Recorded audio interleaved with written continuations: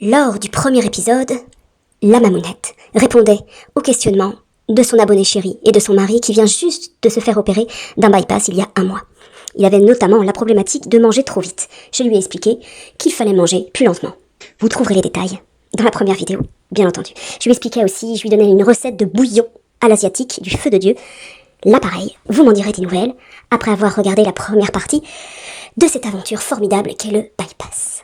Dans ce deuxième épisode, la mamounette de Noël, non, ce n'est pas une position sexuelle, non, va vous conter la fabuleuse histoire des engagements que l'on s'est fait en se faisant opérer d'un bypass. Nous l'écoutons. Ça fait partie du post-op, ça fait partie de l'engagement que l'on s'est fait. Moi, ça fait partie de mon engagement. Et c'était très important pour moi de manger dans la joie, vraiment. Parce que je suis gourmande, parce que la nourriture pour moi c'est comment dire, c'est un côté important dans ma vie, ça prend beaucoup de place dans ma vie et je voulais que ça le reste. Et heureusement, j'en avais peur de ça, j'en avais parlé d'ailleurs avec ma psy, que j'avais peur d'être dégoûtée de la nourriture. Et ça ne s'est pas produit. Mais je sais qu'il y a des gens qui sont pas forcément dégoûtés, mais qui ont du mal à manger, à remanger des choses, par exemple, qu'ils adoraient.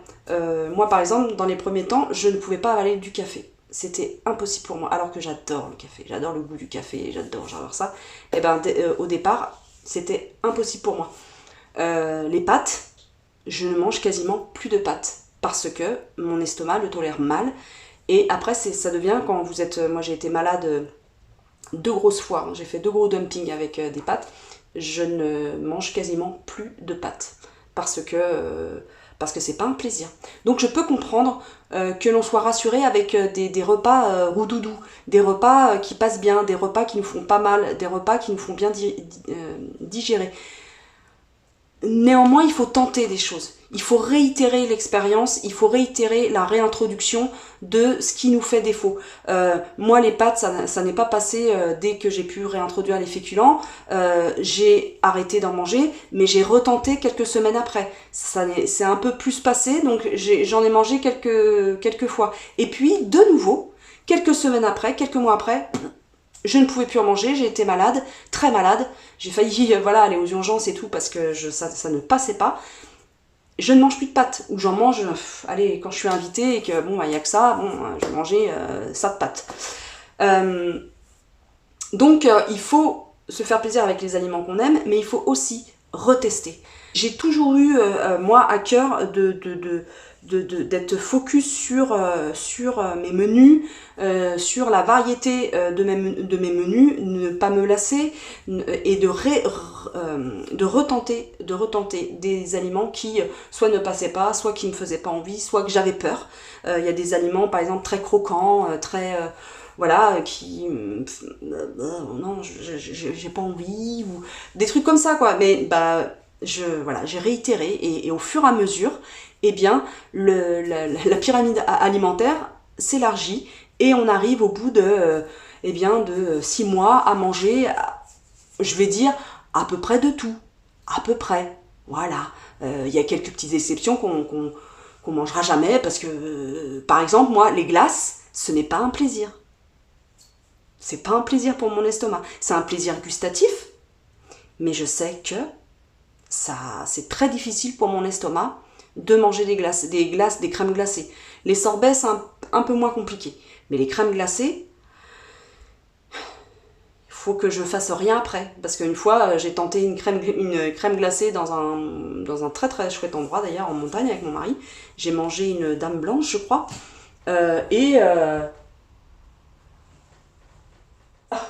Les animaux. Et après, on reprenait la moto. Je peux vous dire que j'étais blanche, verte.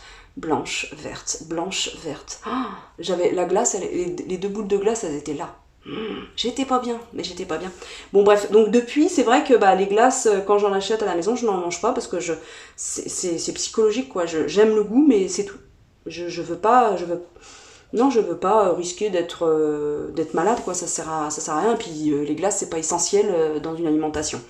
Et puis pour la viande, parce qu'elle me disait que son mari avait du mal à manger de la viande, eh bien, pareil, réintroduit des choses, des viandes blanches, c'est-à-dire le poulet et le porc, c'est ce qui passe en général, ou jambon, c'est ce qui passe en général le mieux dans les discussions que j'ai pu avoir avec pas mal d'opérés.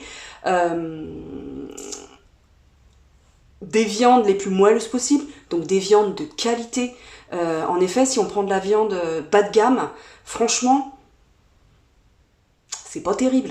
Donc peut-être se priver sur autre chose, mais par contre prendre un petit filet. Quand on est opéré il y a un mois, c'est des toutes petites quantités. Donc prendre voilà un petit filet de poulet et le cuire par exemple soit dans un bouillon bien corsé pour qu'il prenne du goût, ou alors à la vapeur, tout doucement. Si par exemple vous avez, maintenant ça se fait, un four vapeur, vous pouvez le tester au four vapeur. Si vous avez voilà un cuit vapeur, pareil, au cuit vapeur. Il y a plein de moyens d'assouplir une viande. Voilà pour pour le porc, eh bien essayez un jambon pareil de qualité, sans nitrite, un jambon, un bon jambon qui a été bien fait, pas un truc reconstitué qui baigne dans l'eau. Il faut que ça soit appétant et surtout au début parce que on est sensible aux textures, aux odeurs, au goût, tout ça quoi. Enfin au goût. Des fois, ils sont un peu biaisés les goûts au départ. Voilà, et puis concernant donc le porc, le jambon, et puis prendre une partie du porc qui est bien souple, qui est bien tendre. Par exemple, une tranche de rôti de porc dans l'échine, une côte de porc dans l'échine. N'allez pas prendre une côte de porc dans le filet. N'allez pas prendre comment ça s'appelle ces machins-là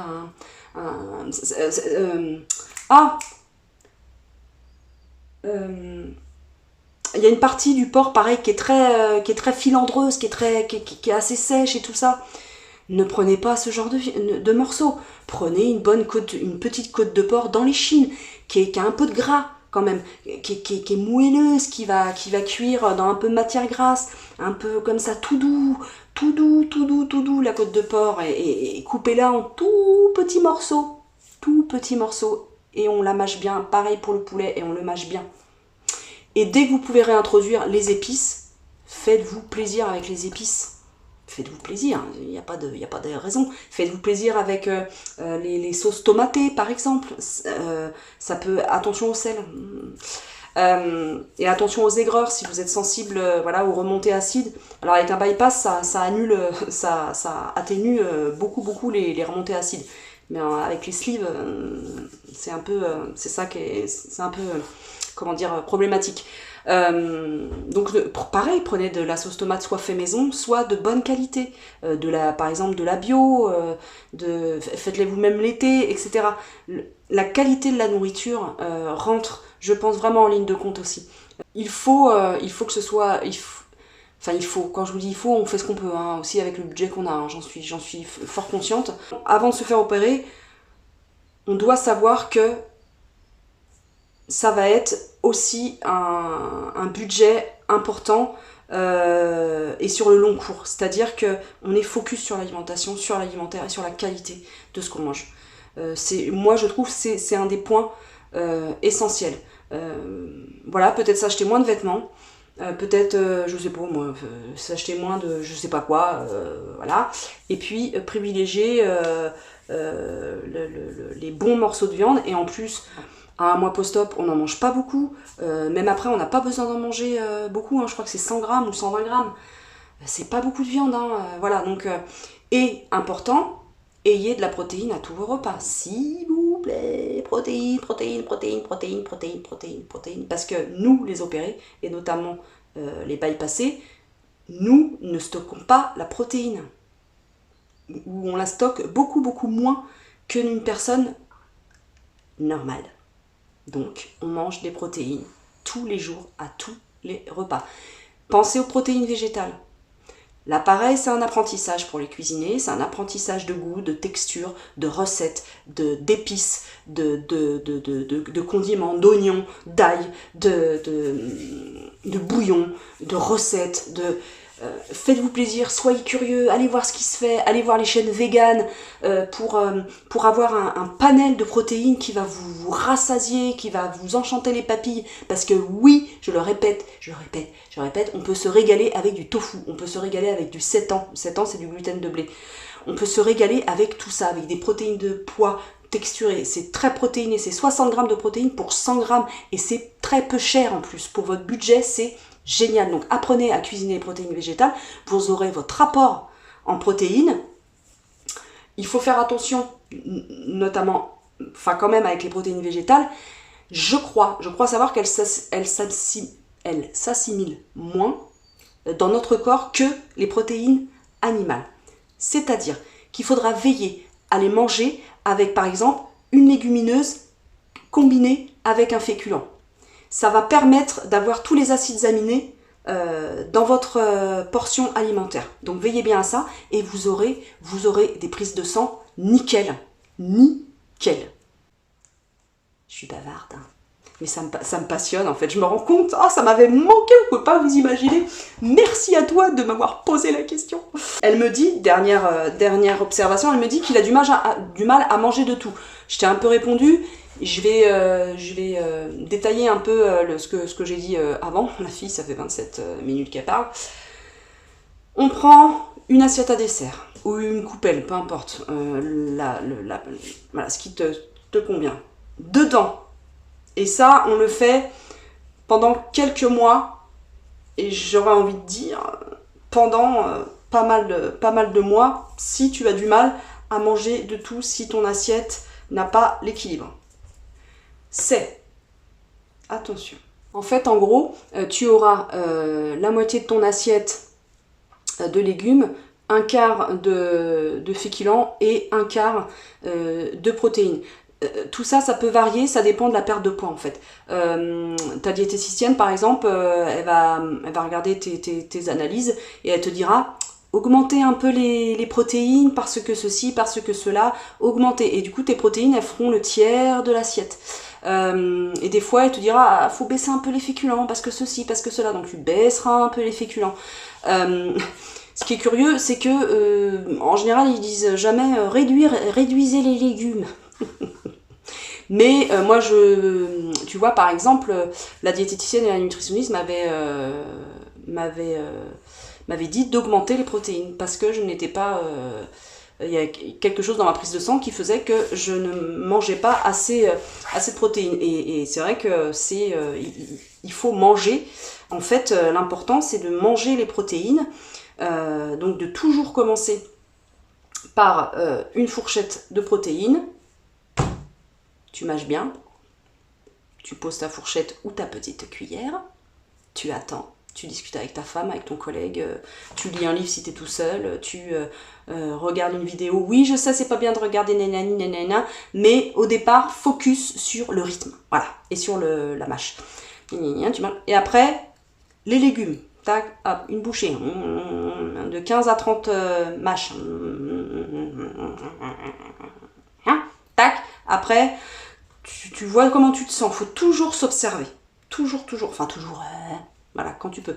Mais la majorité du temps. Et hop, une cuillerée ou une fourchettée de féculents. Pareil, tu mâches, tu attends, tu poses ta fourchette, tu poses ton couvert, tu poses tout, tu balances tout. Et puis voilà. Au début, attention au pain que l'on mange en plus du repas. Non. Le pain, faut le compter comme un féculent. Et oui, donc si tu manges du pain avec du fromage, moi ce que j'aime bien faire, tu réduis ton féculent dans ton assiette. Voilà, mais je vous parle de quelqu'un qui est à 3 ans et demi post-op, attention. Donc les règles que je m'applique à moi maintenant ne sont pas forcément les règles que vous devez suivre. Moi je fais ça parce que sinon je mange trop de pain et ça ne sert strictement à rien. Bon, à part quand on a un petit coup de mou, qu'on arrive du travail et qu'on se fait une petite tartoche de calendos au lait cru avec un bon pain de campagne grillé.